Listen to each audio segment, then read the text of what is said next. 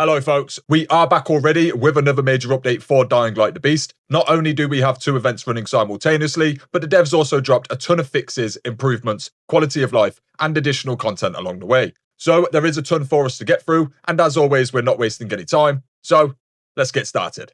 Just earlier today, whilst I was busy getting my pants pulled down on Arc Raiders, we did receive this announcement on the official Beast Discord. And as we all expected, it marks us officially going into week 3 of the community challenges. However, quite unexpectedly, we also received this sizable list of patch notes right here. And these patch notes do go as follows. Surrender new human enemies behavior. Dying Light was always about reactivity and making the world respond naturally to your every move. After hearing your requests, we've introduced a new human enemy behavior. Melee weapon enemies will now recognize when you're aiming a firearm at them and might decide to surrender rather than losing their life. Depending on your actions, then this scenario can unfold in a number of ways, but we'll leave them to you to discover. New weapon executions. We've added 9 thrilling new finishers for different weapon variants. Here are the different weapon types you can expect new brutal execution animations. 1 for one-handed bladed weapons, 2 for the long blunt weapons, 2 for the long bladed weapons, 1 for two-handed blunt weapons, 1 for two-handed bladed weapons, 1 for knives, and 1 for knuckle dusters.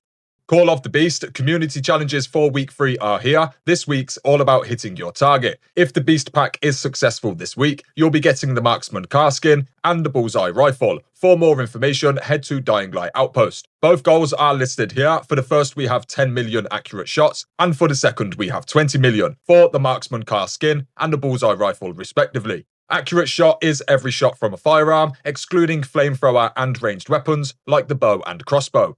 Call of the Beast Week 3 runs from Thursday, October 30th at 4 PM CET until Thursday, November 6th at 4 PM CET. To check how close the community is to victory and rewards, head to the Dying Light Outpost to see the progression. The rewards will be distributed to participating players' in-game stash at the end of the challenge. Dying Light the Beast / PUBG Mobile collaboration starting October 31st. PUBG Mobile is coming to Dying Light the Beast with a new quest and a set of rewards. To access the crossover, visit the Dying Light Outpost event page and activate it there. This will automatically add the exclusive airdrop finder car skin to your in-game stash and unlock the Skillet quest, which will trigger after you complete the Power Gambit main story mission. Your rewards for completing this new quest will be a collection of PUBG mobile-themed items. Whack zombies with the series' iconic killing pan, hit a home run with a battle royale bat, or use both to leave the infected with some serious headaches thanks to their increased skull damage. Additionally, grab the new Marked Man outfit and wear the individual gear items to earn more XP, deal more headshot damage, and make bullets even more devastating with increased firearm damage. And that's still not all. Affix the Battleground keychain charm to your trusty weapon to increase your chances of the 3 Ds: decapitation, dismembering, or destroying enemy limbs.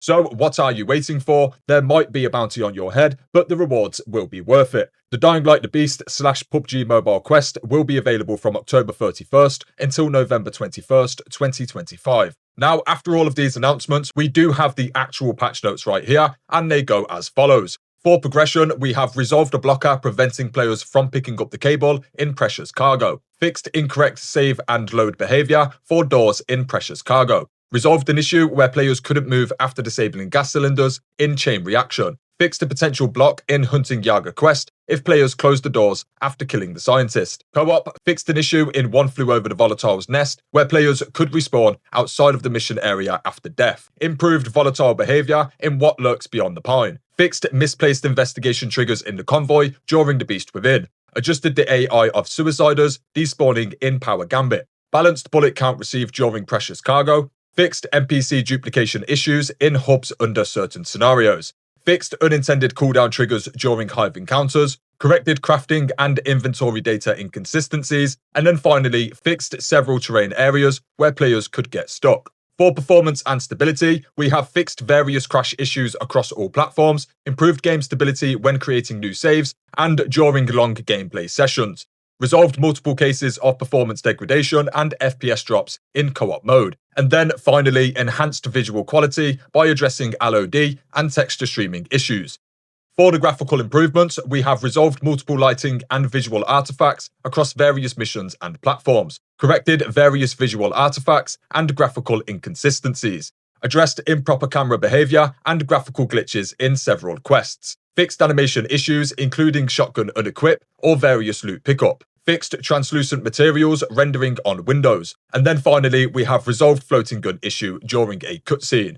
For the UI and audio, we have improved UI responsiveness on 4K displays, corrected key binding conflicts in settings, addressed translation errors in mission objectives, added missing description text for certain options menu, fixed opening animation playback issues on PC, resolved audio and subtitle synchronization issues in multiple quests, replaced incorrect SFX for several usable items, fixed audio behavior places with guitar, synced and improved audio events for several mini-boss fights, and then finally fixed screamer audio glitches. And then at the very bottom here, folks, we just have this small list of balance changes, and they do go as follows. Increased the amount of oxidizers looted, reduced the cost of wirings used for weapons crafting and upgrading, introduced a new assortment to vendors with more craft parts towards the end of the game, and then finally, survivors in encounters are now more resistant to player and enemy hits. Now, as I said, that was an absolute ton to get through, folks. Regarding the community challenges, we actually surpassed week 2 so much that the devs handed out some free Docket codes for every million we added over the total. And you'll find those Docket codes in the description below, which can be redeemed over on the official Dying Light outpost, which you'll also want to visit if you want to take part in the PUBG crossover event, which I've also linked below for you all. The PUBG crossover starts tomorrow, being October the 31st, and then we have 3 weeks to complete it and receive the rewards. And given that we have just received a wide variety of changes, additional features, quality of life, etc., there is more than enough here to keep us busy for the next couple of weeks. I say a couple of weeks because I suspect that any of the Thursdays between now and the 20th of October, we will be receiving the new Game Plus and Legend Levels update, which does of course bring an absolute ton of replayability to the game, as well as a new weapon rarity, and we've had confirmation that some of the legend levels will affect the beast mode specifically. I could be wrong with this estimate, but it's likely we get new Game Plus and legend levels during November, and then nightmare difficulty sometime in December, just before the 11-week roadmap ends in the first week of January. I suspect that as of that point, the devs might then start looking towards the Dying Light outpost for future interaction, whilst they maybe work on bigger additions to the beast, considering at that point, it will have shaped into a much deeper and expansive experience, and most gamers will begin to feel satisfied and yearn for less and less.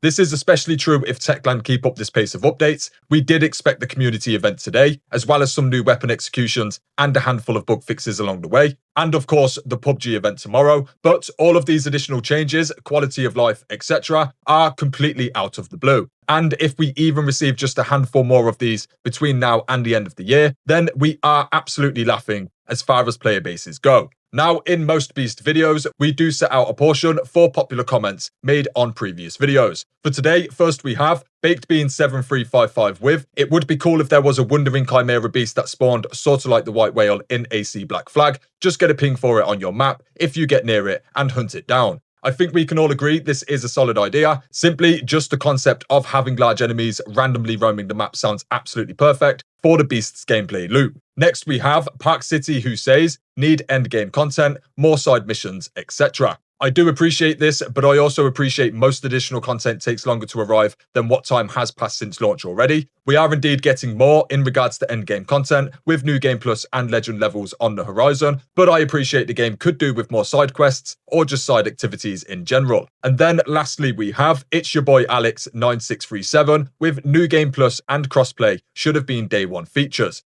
Again, I do appreciate this one, Alex, but I'm more just glad that we are receiving it so soon after launch, as opposed to much further down the line. I honestly think Techland lost some faith in themselves, but then regained it once the Beast released and players began to love it. But I do appreciate the game could have done with more in almost every aspect. Keep the comments coming, folks, as I do tend to read through them all, and it is the best way for me to stay up to date with general opinions on things. As always, once the Beast receives further updates, I'll be back with more videos covering it all, so you can consider this channel a one-stop spot for all things Dying Light the Beast. Anyway, that would be it for this one, folks. I'll be back soon with plenty more, and I do of course have a range of guide and news videos on the channel already, so do feel free to stop on by and check things out. Otherwise, thanks for watching, folks, and until next time, peace.